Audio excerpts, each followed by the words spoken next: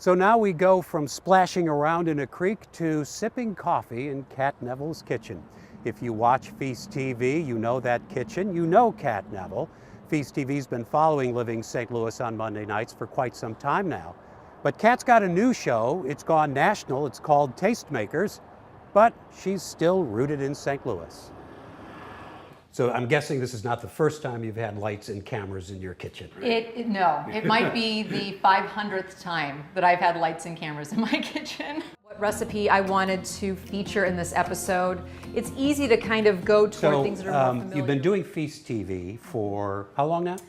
5 or 6 years. Yeah. I keep trying to remember exactly when I started doing it, but it's been a number of years. So tell me about Tastemakers, why you're moving into, well, now what's a regional show, Feast TV's been regional. Now you're moving into a national program. I am. How tough is that? Well, it's a challenge. And you know what's interesting is that, I mean, I've been in food media for about 20 years. And in that time, I've seen the evolution of the local food movement. And I'm using quotes because originally it was this idea of farm to table. And it was kind of shocking that a farmer would come to a restaurant and be part of, you know, a farmer dinner. And over the last 20 years, it's really, the entire food system has changed, and now people are really looking for that connection to the maker, and not just in the form of a chef who they know or a farmer who they've met at the farmer's market, but products as well. I'm Cat Neville, and I've been telling the story of local food for about 20 years. In that time, I've seen the American food movement explode in tiny towns and big cities from coast to coast. In Tastemakers, I explore the maker movement and take you along for the journey to meet the makers who define the flavor of American cuisine. Yeah, that would be the thing that, you know, if somebody said, oh, let's do a national show, it's like, I think we have enough national cooking shows and chef shows. I'm not a person who's interested in doing something that other people have done. You know, if I'm going to do something, if I'm going to create a platform, I want it to be unique. I want it to tell stories that aren't already being told.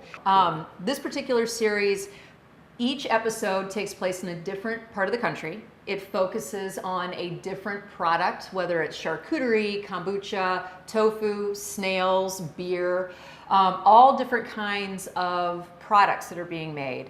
And it follows a documentary style arc. And so there's one central maker who we're focused on, but within the story of that maker, we might be going to a chef who uses that maker's products, and also a farmer who is supplying that maker with, you know, the raw ingredients. And, you know, even for example, I did a snail episode. Yeah, we're gonna give these a little taste, so you'll get to see what fresh snail caviar tastes like. Awesome. On the North Fork of Long Island, this company called Peconic Escargot, and he is one of the only, if not the only, commercial snail farmer in the country. We've got somewhere between 40 and 50,000 snails right now. And most of the snails that you eat are brought in from some other part of the world in a can, or they're frozen.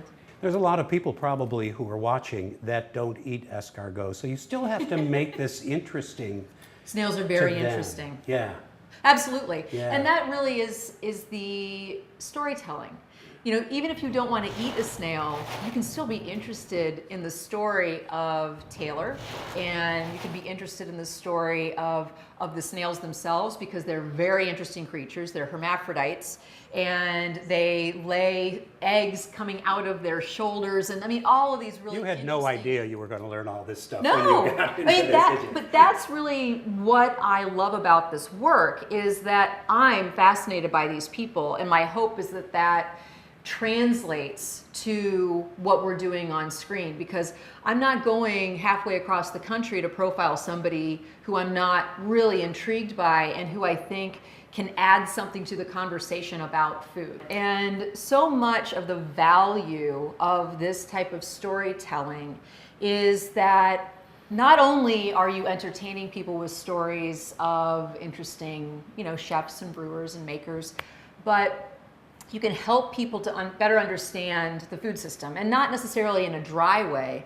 but There's a lot about food that people don't know. Most people have never even been to a farm. Lots of folks have never seen a pig in person.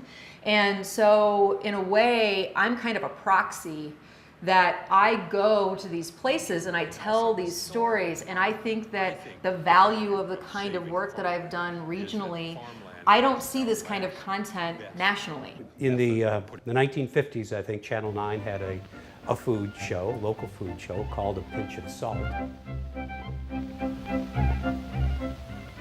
Hello again, and welcome to A Pinch of Salt. We're particularly happy to have all of you here tonight because we have a dish that we think is going to be interesting, not only to all And the one clip I have, she's going to make a trifle. I'm going to start the liquid for our pudding heating while I show you all of the packaged goods that we have used in our trifle tonight. And I thought, wow, you would never do a show starting out saying, let's talk about all the packaged products we're going to use. Well, there are some shows on some of the big networks that do include that. Mm-hmm. But you're right. I mean, when you look at recipe books, when you look at some of kind of the archives of how people cooked back in the mid-century, you do see those convenience foods being used. And, you know, it would be like a can of condensed soup and, you know, instant mashed potatoes and this and that. And people do still cook that way. Mm-hmm. But, you know, we're also starting to realize a lot of the chemicals and a lot of the stuff that's put into food, it's not really great for us.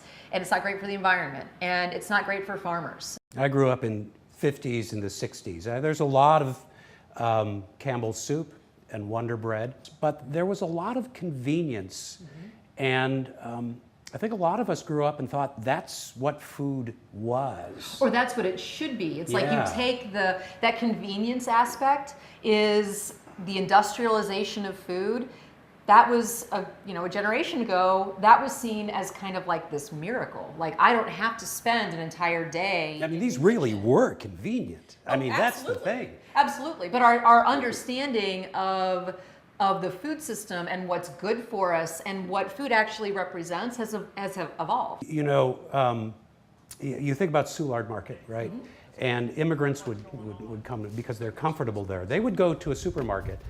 They wouldn't trust what they saw because they didn't know where it came from. Right. And now we're beginning to wonder, where did this stuff come from? Right. Is that really a trend, or is that just something small within this movement? No, I think it's definitely a trend, and I don't even like to use the word trend because that indicates that it might be fleeting or just fashionable. Right. I think people are starting to understand that the choices that they make with what they eat, how they, not only what they put into their own bodies, but the way that their dollars support a certain type of food system, it's something where we're looking for not just authenticity, but transparency in what it is that we're eating. And that's everything from the milk that you buy to the wine that you buy to now, you know, these types of products like tofu or ice cream or kombucha or all the kinds of things that I'm covering in this new series. I do think, I mean, it's fascinating. We've talked about this is really a renaissance, golden age. It really, well, here's the thing. You know, when you look at French, Italian, even English food, Chinese food, Japanese food, these societies are thousands of years old. Their food traditions are thousands of years old. And so in America, I mean, it's not. It's a few hundred years old.